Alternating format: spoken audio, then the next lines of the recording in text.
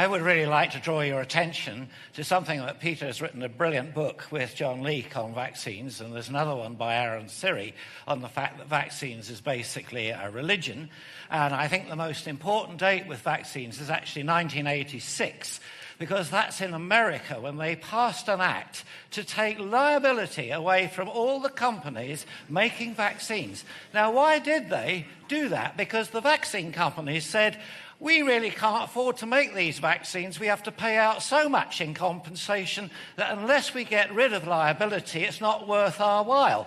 Well, they did it. So what happens if you remove liability? There are now, to my horror, I only recently discovered this, but there are now 72, and it's probably going higher, vaccines you can have in America by the time you're a teenager. It's gone up exponentially, and it goes with a graph that autism goes up exactly the same. Now, that doesn't mean to say it's necessarily caused, but my God, you've got to stop and think, why are you doing this? And the other horrifying thing I found out is that babies in America get hepatitis B vaccine on the day they're born.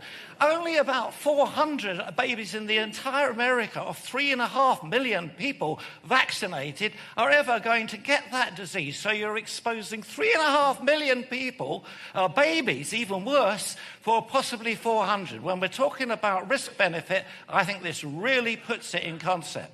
Yeah.